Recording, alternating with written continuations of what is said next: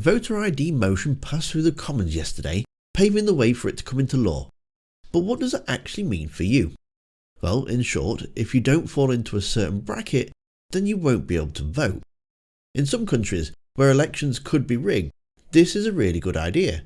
However, in the UK, over the last 10 years, there's been 243 million votes cast, and out of the 243 million, only 4 have been convicted of voter fraud.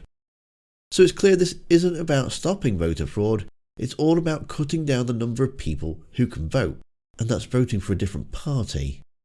Here's a breakdown of what would happen, and I must say, I love the odds that Angela Rayner states at the end. Speaker, this policy of making people have voter ID to vote is simply a corruption of our democracy, which knowingly suppresses poorer communities in order for the Tories to cling on to power during their economic disaster.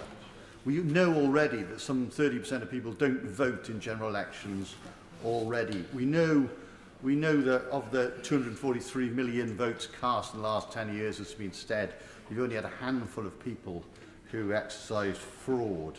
And we know that some 2% of the population don't have driving licences, or they don't have passports, they don't have ID, and they're now required to go and get the ID. And many of those people won't get that ID and therefore will be automatically disenfranchised. We know that the poor will be disproportionately hit. We know the disabled will be hit. We know that black and ethnic minorities will be hit. And we know the young will be hit. And we also know these particular regulations allow older people to use travel cards like Oyster cards and for younger people not to. So it's overtly discriminatory and it's clearly designed to suppress votes and to load the dice in a future election.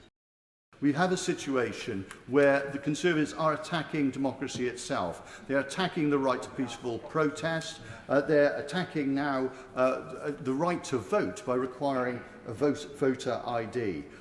This is a transparent attempt to corrupt democracy. It is totally wrong, and I very much hope a future Labour government will repeal it immediately.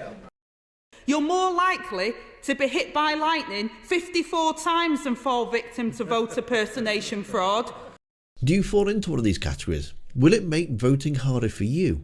Let me know down in the comments. And to see a brutally honest review of the government's past 12 years in power, you'll need to watch this video that's on screen now. Thanks for watching, and I'll see you next time.